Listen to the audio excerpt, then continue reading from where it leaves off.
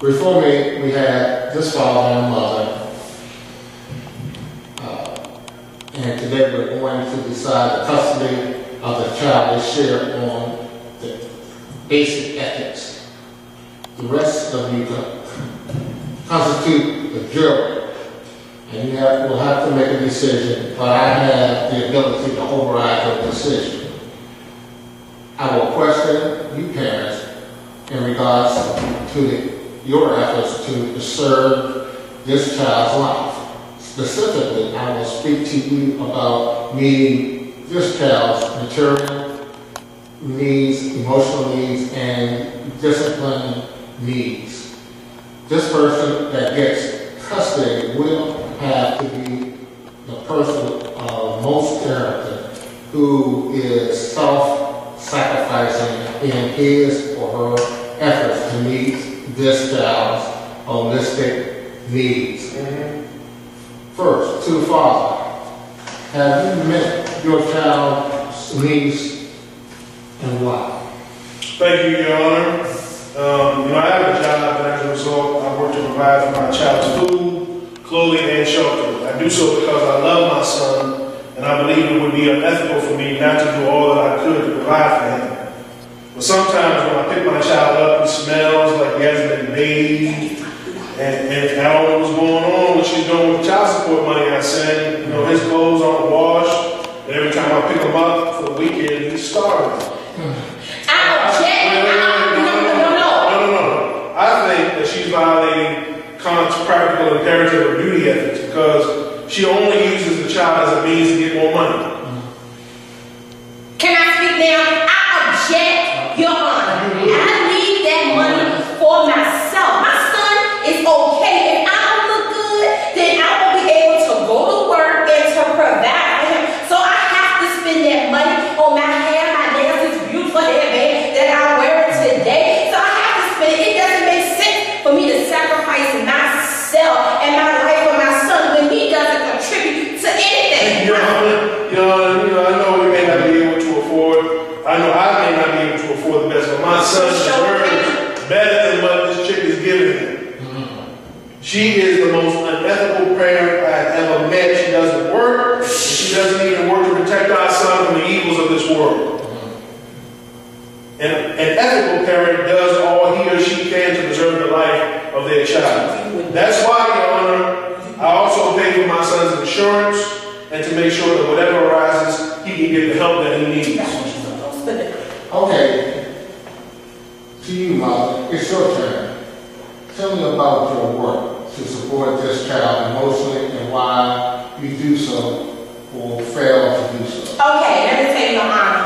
I am a tough mother. I don't want my son to grow up soft, so I really don't give him much attention to his feelings. I don't want him running around, crying around, always asking for stuff and getting beat up and being all ponish and stuff. So most of the time he whines and complains, and I just ignore him.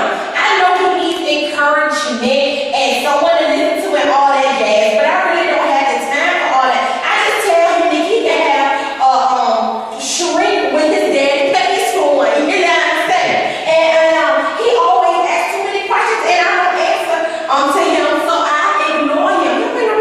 Now you see why we're here, Judge? I mean, this woman is a trip. She won't listen to him. She won't support him. How can a parent treat a child this way and call herself an unethical parent? I just don't see it personally. That's why I said she is the most unethical parent I've ever known. My mother never would have treated me like this. She was the epitome of an ethical parent. She listened to me. She gave me unconditional love, and she was even transparent by telling me about her mistakes. I emulate my mother and my father both, who did all these things, but also they had an open door policy, so I could always go to them and talk about anything I wanted to talk about. They made sure that I knew that they believed in me in spite of not believing in myself sometimes, and they made sure that I knew that they were in my corner. They are the reason why I have the ethics I have now and why I'm fighting for my son here today. Yada, do all of that while you walking, because this is, he thinks he is Mr. Perfect, Your Honor, over here in his swan song about how good his parents were. I know how to be a good parent. I know how to be a good parent, but sometimes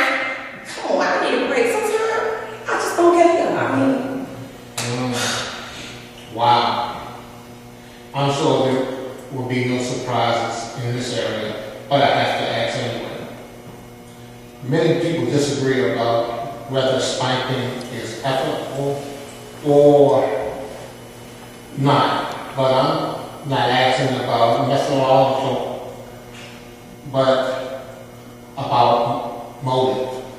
What is your motivation for how you discipline your son and how you label it in discipline or abuse? Can you first? Thank you, Your Honor. I discipline my son. I do. I only do so when my son breaks the rules. However, I believe that it is almost impossible to lead a child to be moral without giving the child rules to follow. You know, I do not get out of any joy of doing so, but I only do it so that he will not make the same mistakes that I made, and so he can learn how to discipline himself. You know, I only do it because I love him and I want to correct him. I think that any ethical parent should discipline their children. Otherwise, how can that parent really say that they care about their child's welfare or working for their child's preservation if they're not willing to discipline or have rules?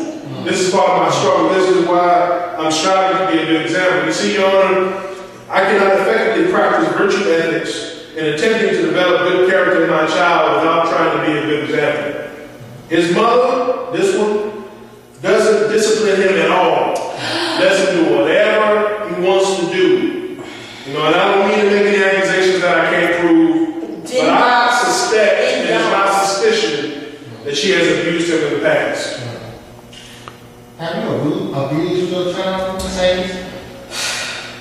Let me tell you, Your Honor, and I'm going to be truthful. Please. I wouldn't say I abuse him, but I do beat the devil out of him, especially when I have a bad day. He just sometimes makes me so mad sometimes, and sometimes I get upset, and he just bruises easily. I might get him, and he just be bruising sometimes. I'm not all bad though, because sometimes I take out my evil words on him, but I'm human, and I use that to discipline him.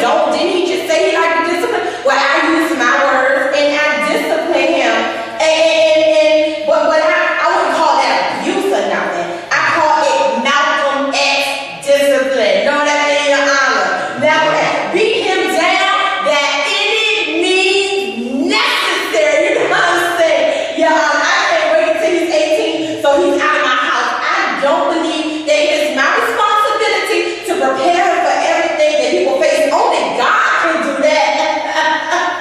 Right. I mean, what? You got something else you want to say? I don't even think she sees the point of ridding herself of her vices and trying to become a better person. You know, that's my biggest problem with this chick over here. You know, I beg you, please give me full custody. You've seen this woman firsthand, live in living color. No. She isn't even trying. Any ethical parent will at least try. You know, I think that taking care of one's children unless one is unable to do so is a moral absolute. I have to admit that I subscribe to self-determinism in that I believe that my child, he knows what that is. I believe that my child has moral responsibilities, and that's why I praise, blame, punish, and reward him when it is absolutely necessary and justifiable to do so. But I believe that I am the most ethical parent of this child. Well, that's all the input I need. However, Mr. Mead, not everyone will agree with you since the topic of ethical parenting is controversial and subjective. I need some time to make my decision. I do grant her custody. Do I grant her custody, take her into custody for suspicion of child neglect and abuse? We will see. You will be notified once I have reached my decision. Yeah.